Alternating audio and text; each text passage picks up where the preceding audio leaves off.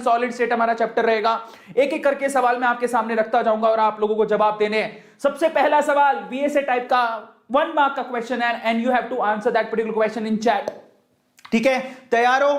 BSA type का very short answer type का 1 mark का क्वेश्चन होगा। 1 2 3 I am giving you the question. तैयार हो तुम लोग? चैट में लिखो यार, ऐसे मजा नहीं आता, दिल तोड़ देते हो तुम लोग। जब तक तुम लिखोगे नहीं तब तक मजा कैसे आएगा?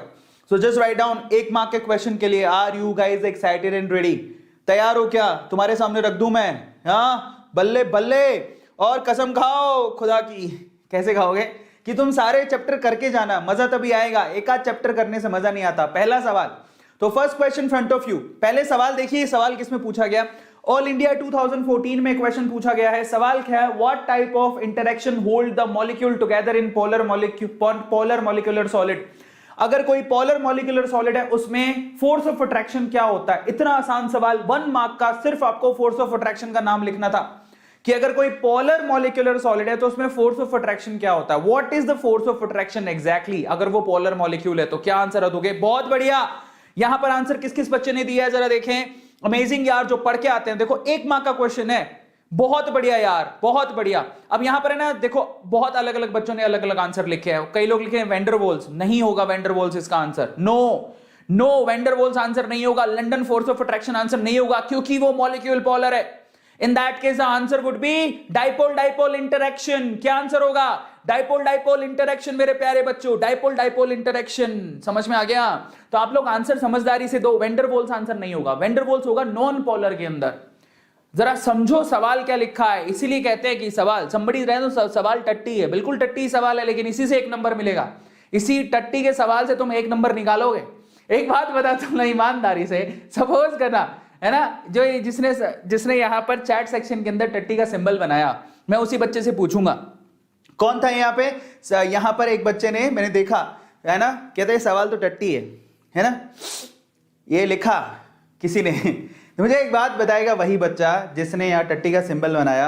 बेटा पहले तो सवाल ऑल इंडिया में आया हुआ है, तो एग्जाम को टट्टी बोल रहा है, ठीक है, पाप लगेगा। दूसरी चीज, एक बात बता ईमानदारी से, मेरे अंदर झिलमिलाहट हो रही है ना। मुझे देखो, काश देख, मान ले कि तू एक छोटा सा बच्चा है और तुझे इमली बहुत पसंद है, इमली खाना, और तेरे पापा को पसंद नहीं कि तू इमली खाए। मैं कसम से कहता हूं, मैं बचपन में, जब मैं बचपन में सारे छोटे होते हैं, मैं स्पेशल छोटा था। जब मैं बचपन में छोटा था, इटकू गिटकू सा था, तो मुझे इमली बहुत पसंद थी। मतलब इमली इतनी पसंद थी कि मैं क्या ही बताऊं।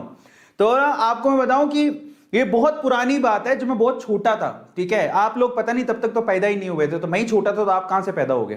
तो आप पता है आप वहां पे तब क्या होता था, दिवाली के टाइम पे ना हम लोग बाहर है ना छोटे छोटे स्टूल लगा के, मंजी समझते हो, 4 पाई लगा के ना पटाखे बेचते थे। तो हम तो पटाखे बेचते थे घर के बाहर, ठीक है, मंजी लगा के पटाखे बेचते थे। हमारे पड़ोस में ना एक सचदेवा अंकल रहते थे, उनके जो बच्चे थे ना, वो बाहर 4 पाई लगा के इमली गट्टे वो बेचा करते थे। इमली के गट्टे होते हैं ना, ओ माय गॉड पानी आ रहा है, सो वो बेचा करते थे। और मैं इतना पागल था कि मैं जो पटाखे बेचता था, थोड़ी देर मान लो, अब पटाखे क्या बिकते थे, अब छोटे छोटे बच्चे थे, कोई 1 रुपये आता था, बोला कि वो सांप दे दो। नहीं, सांप वाला पटाखा दे दो, 1 रुपया आता। जैसे ही 1 रुपया आया, सांप का पटाखा बेचा, वो 1 रुपया भागते जाए सचदेवा अंकल की दुकान पे, बोले इमली दे दो। मुझे इमली इतनी पसंद थी। अब मैं कहता हूं, जिस बच्चे ने टट्टी का सिंबल बनाया, मैं उसे कहता हूं कि मान ले तुझे इमली बहुत पसंद है और तुझे तेरे पापा 1 रुपया नहीं दे रहे, और वो 1 रुपये का सिक्का तुझे गाय के गोबर में दिख गया, तू उठाएगा नहीं? है ना।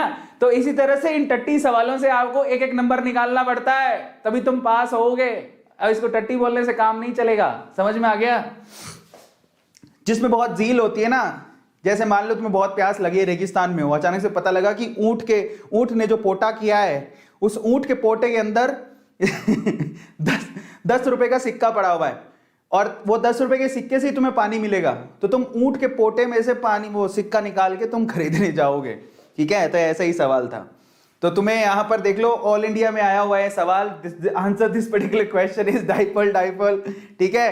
सो सबसे पहले तो आपको आंसर कैसे लिखना है, polar molecule is dipole dipole interaction होता है। एग्जांपल भी लिख के आओगे, जैसे कि CO2, जैसे कि सॉलिड अमोनिया और H2O, ठीक है, हम छोटे बच्चे होते थे ना, मतलब आजकल तो बच्चे बहुत ही नाजुक तरीके से पाले जाते हैं, हमारे ऐसे नहीं होते थे हमें तो छितर दे दे के पालते थे हमारे माँ बाप।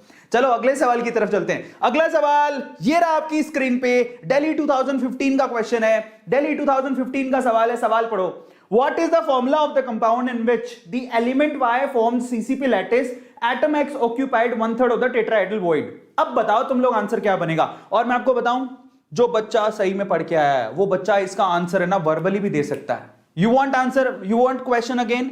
चलो तो मैं आपको क्वेश्चन दिखा देता हूं, आप लोग चैट में आंसर करना। आपके पास ज्यादा ध्यान से पढ़ो, फॉर्मूला बताना है आपको। जो एक कंपाउंड है एक्स और वाई से बन रहा है, वाई यहां पर सीसीपी बना रहा है, एक्स ऑक्यूपाई कर रहा है 1/3 ऑफ टेट्राहेड्रल वॉइड। तो आपको बताना है कि एक्स और वाई के फॉर्म में फॉर्मूला क्या होगा। That is the question. Answer करो, आंसर करो, बल्ले बल्ले सवाल है। देखिए आप लोगों में से कितने लोगों को आंसर आता है, just write down chat section. देखिए कितने लोगों से। बहुत बढ़िया यार, कमाल कर दो यार, शक्तिमान हो तुम लोग। ओ माय गॉड, ऐसा कमाल कर दिया बच्चों ने।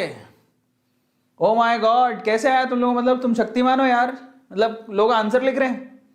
Oh my God, what I am asking, not more than that. It is amazing. तुमने रट्टा मार के रखा था, तुमने निकाला था नहीं समझ में आया। चलो मैं आपको बताता हूँ इसका आंसर क्या होगा। तुम लोगों ने कमाल कर दिया बट चलो तो मैं आपको बताता हूँ इसका आंसर क्या होगा। देखो इसका आंसर निकालने का तरीका देखो। सबसे पहले तो आप लोग गौर करो कि यहाँ पर क्या लिखा हुआ है कि ये जो y है ना, बेसिकली वो सीसीपी बनाता है। y अगर सीसीपी बनाता है, सीसीपी क्यूबिक क्लोज पैकिंग होती है, और क्यूबिक क्लोज पैकिंग के लिए z का वैल्यू कितना होता है 4। ये तो पता है, क्यूबिक क्लोज पैकिंग के लिए z यानी रैंक कितनी होती है 4, मतलब एक यूनिट सेल में 4 एटम होते हैं। और अगर y सीसीपी पैकिंग बना रहा है तो y के 4 एटम आप लोगों को एक यूनिट सेल में दिखाई देंगे। तो ये y की वैल्यू तो कितनी हो गई टोटल 4। अब आ जाओ तुम, यहां पर लिखा हुआ है x ऑक्यूपाई कर रहा है टेट्राहेड्रल वॉइड का भी 1/3। तो सबसे पहले तो अगर z की वैल्यू 4 है तो टोटल टेट्राहेड्रल वॉइड कितने होंगे, टोटल टेट्राहेड्रल वॉइड होंगे जस्ट डबल 8। अगर z की वैल्यू 4 है तो टेट्राहेड्रल वॉइड होंगे 8। अब वो कह रहा है कि टेट्राहेड्रल वॉइड के 1/3 को वो कवर करता है, तो x की वैल्यू कितनी होनी चाहिए, x की वैल्यू हो गई 8 का 1/3 यानी कि 8/3। तो अब फॉर्मूला कैसे बनेगा, x की वैल्यू तो आ गई 8/3, जबकि y की वैल्यू कितनी हो गई 4। इसको सिंप्लीफाई करने के लिए मल्टीप्लाई कर दो, इसको भी 3 से मल्टीप्लाई करो, इसको भी 3 से मल्टीप्लाई करो, तो ये क्या हो गया, x की वैल्यू तो हो गई 8 और y की वैल्यू कितनी हो गई 12। अब इसको और सिंप्लीफाई कर सकते हो, 4 के पहाड़े से जाएगा, ठीक है, 4 दूनी 8, 4 तिया 12, ये होगा x2y3। किस किस को समझ में आ गया x2y3 कैसे आंसर आया? जिस चीज को समझ में आ गया x2y3 just write down chat section. Come on dude लिखो यार, मजा नहीं आएगा ऐसे। Just write down chat section किस किस को समझ में आ गया कि x2y3 आंसर आएगा। लिखते नहीं हो ना तुम लोग, बहुत बहुत पाप लगे, सच बता रहा हूं मैं। तो x2y3 would be the answer. x2y3 answer मेरे काफी बच्चों ने लिख ही दिया था, तो मैं आपको दिखा देता हूं। इस तरह से आंसर बनेगा, ये रहा x2y3। इस तरह से निकालना था, मैंने आपको निकाल के दिखा दिया है बाय द वे, ये सिर्फ सॉल्यूशन है। तो आप में से कितने बच्चों ने यहां पर फुल 1 नंबर बनाया? फुल 1 नंबर किस किसने बनाया? बोले कि यस सर, या हमने तो मचा दिया है, 1 नंबर बना दिया है। Just write down chat section. बहुत सिंपल है, बहुत सिंपल है ना। जिसको समझ नहीं आया ना बेटा, उसकी तैयारी नहीं है, जाके तुम तैयारी करके आओ, बहुत सिंपल क्वेश्चन था। यस, सॉलिड स्टेट को अच्छे से पढ़ो, उसके बाद ये सवाल करो बैठ के, बहुत सिंपल क्वेश्चन होते हैं। These are very simple question. By the way आपकी जानकारी के लिए आपको बता देता हूं, जिसको नहीं पता, सीसीपी या एफसीसी पैकिंग या नंबर ऑफ एटम अगर n है जब पैकिंग बना रहे हो, या फिर रैंक, ठीक है, 4 है या n है, ठीक है, in that case tetrahedral void just double होते हैं 8। तो 8 की भी 1/3 पार्ट में ही है, तो 8/3 करना था और कुछ नहीं, है ना। मचा दियो तुम लोग, कमाल कर दियो। अगले सवाल की तरफ चलते हैं, तुम लोग बहुत ही गजब के हो। चलिए तो अब अगले सवाल की तरफ चलते हैं। Next question. अगला सवाल जो पूछा गया है 2014 के बोर्ड एग्जाम में, सवाल बड़ा आसान था, ये सब लोग लिखेंगे। Express the relationship between the atomic radius r and edge length a। r और a के बीच में एफसीसी यूनिट सेल के लिए क्या रिलेशन होता है, that is the question only. अब लिख के बताओ। एक बात बताओ यार, तुम में से काफी बच्चों ने तो करेक्ट आंसर दिया था, कमाल है यार, ताली बजानी पड़ेगी। तो आप लोग बताइए जरा, सब लोग मेरे प्यारे बच्चों, फटाफट से बताओ चैट सेक्शन के अंदर लिख के, बहुत ही बढ़िया, बहुत ही बढ़िया। एफसीसी पैकिंग के लिए, एफसीसी पैकिंग के लिए ए और आर में क्या रिलेशन होता है? Just write down chat section. बहुत ही बढ़िया, बहुत ही बढ़िया, कमाल कर रहे हो तुम लोग, धमाल कर रहे हो। बहुत ही बढ़िया, बहुत ही बढ़िया। हम कहां से हैं? इसी धरती से हैं मेरे प्यारे बच्चों। कमाल कर दिया, काफी बच्चों ने बिल्कुल करेक्ट आंसर लिखा। तो आपकी जानकारी के लिए आपको बता देता हूं, इसमें सिर्फ और सिर्फ रिलेशनशिप लिखना था। एंड और अच्छी बात क्या होती है, जब आप सिर्फ और सिर्फ रिलेशनशिप लिख रहे हो तो थोड़ा सा एफसीसी को बना भी दो। एफसीसी का मतलब क्या होता है? एफसीसी का मतलब ये होता है कि आपके पास अगर एक ये स्क्वायर यूनिट सेल है, क्यूबिक यूनिट सेल है, तो उसमें एफसीसी में एटम कहां कहां होते हैं? एक तो मेरे प्यारे बच्चों होते हैं कॉर्नर्स पे, जानते हो? कॉर्नर्स पे एटम बना के आओ एफसीसी पैकिंग में, वो खुश हो जाएगा। आपका एग्जामिनर कहेगा वाह बच्चे हो तो ऐसे हो, वरना ना ही हो, ऐसा बोलेगा। और फिर उसके बाद क्या करो? सेंटर पे भी बनाओ।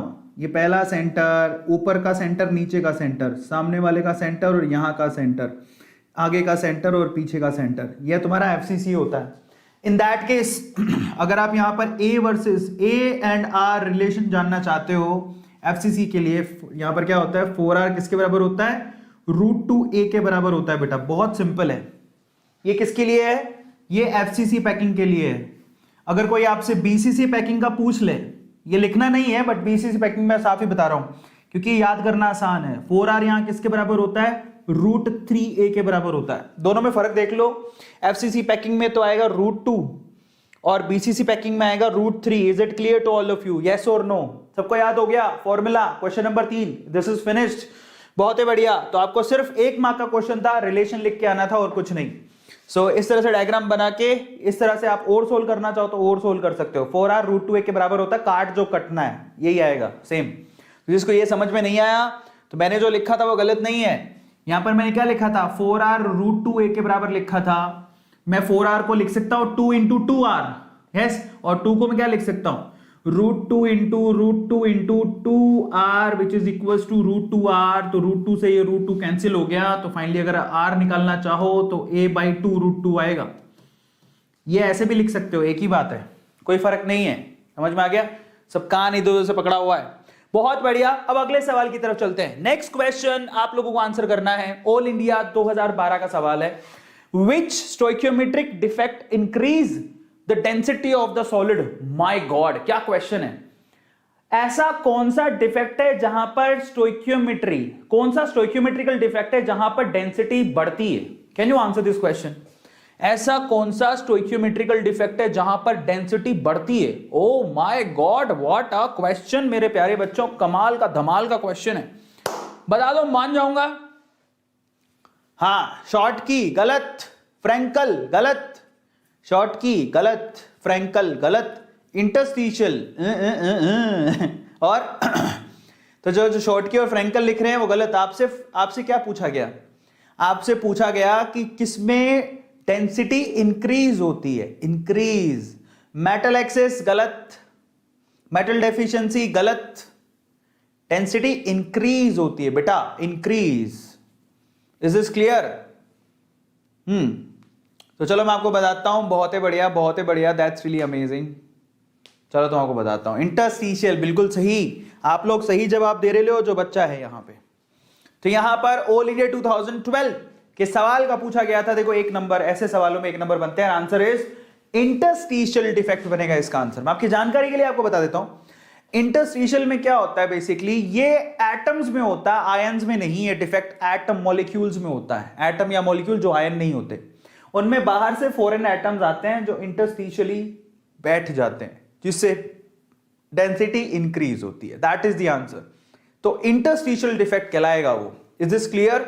बहुत बढ़िया। अब हम चल रहे हैं अगले सवाल पर। बहुत बढ़िया, ताली बजाने का मन कर रहा है। और ये देखो अंकल भी पूरे खुश हैं हमारे जज साहब। चलिए तो अब अगले सवाल की तरफ चलते हैं। नेक्स्ट क्वेश्चन अब करेंगे हम लोग ऐसे 1 टाइप के क्वेश्चन जो 2 मार्क के आते हैं, ठीक है? तो चलो अगला सवाल, नेक्स्ट क्वेश्चन ये रहा आपके सामने। ऑल इंडिया 2013 का सवाल है। क्या पूछा गया? A compound forms HCP structure. What is the total number of voids in 0.5 moles of it? How many of these are tetrahedral voids? मेरा फेवरेट क्वेश्चन है। This is my favorite question। अगर आपने कर दिया तो मैं मान जाऊंगा यार आप में दम है। सवाल क्या पूछा गया? A compound forms HCP structure. Okay. What is the total number of voids? इसमें कहता है कितने total number of voids हैं. 0.5 मोल अगर आपने ले लिया तो total number of voids बताने कितने होंगे. फिर आपसे कहता है how many these are tetrahedral, इनमें से टेट्राहेड्रल वॉइड कितने हैं. 2 मार्क का सवाल है और बेहतरीन सवाल है, बेहतरीन. आप पढ़ो सवाल क्या लिखा हुआ है, बिना उसके आंसर मत करना. एक कंपाउंड है जो कि एचसीपी पैकिंग बनाता है, इसका मतलब एक यूनिट सेल के अंदर टोटल कितने होंगे, 4 एटम्स होंगे. खैर उससे मतलब नहीं है, सवाल पूछा गया व्हाट है, उससे मतलब है what is the total number of voids in 0.5 moles of it. अगर इसका आपने 0.5 मोल्स लिए, ठीक है, तो टोटल नंबर ऑफ वॉइड्स कितने होंगे और उसमें से फिर टेट्राहेड्रल वॉइड कितने होंगे. बेहतरीन सवाल है, बेहतरीन सवाल. तो चलो मैं आपको बताता हूं. काफी बच्चों ने तो आंसर दे ही दिया है. मैं कमाल का यार, एक बच्चे ने देखा, मैंने बहुत अच्छी प्रैक्टिस कर रहा है, एक बच्चे ने बिल्कुल करेक्ट आंसर लिखा है. कमाल कर दिया यार, कमाल हो तुम लोग भैया, मानना पड़ेगा. बहुत बढ़िया, बहुत बढ़िया. ये कौन है? दीपांशु है, दीपांशु. तो मैं आपको बताता हूं, देखो सबसे पहले सवाल पढ़ो. What is the total number of voids in 0.5 moles? 0.5 moles में टोटल नंबर ऑफ voids कितने होंगे. बेहतरीन सवाल है भैया, मानना पड़ेगा. तो कैसे करोगे इसको?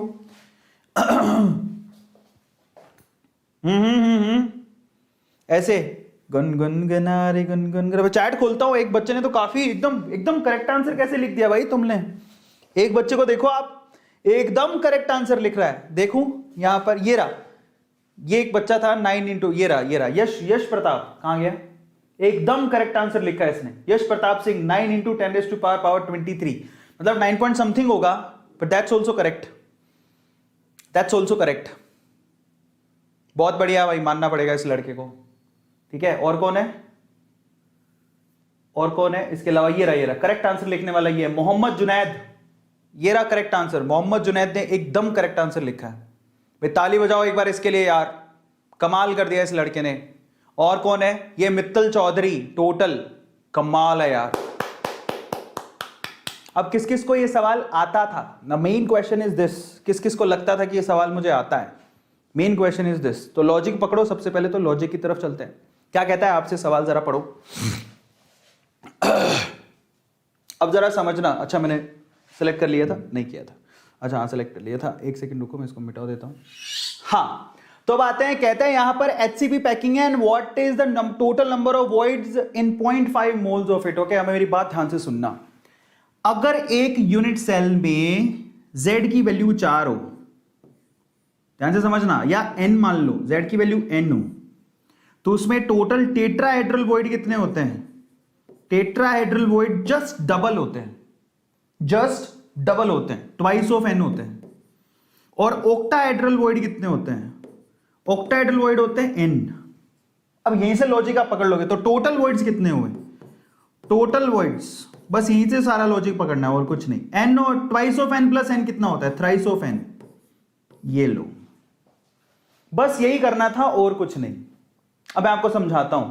आपको सिर्फ n की वैल्यू निकालनी है. यहां n क्या होगा जरा देखो ना. 0.5 मोल दिया हुआ है.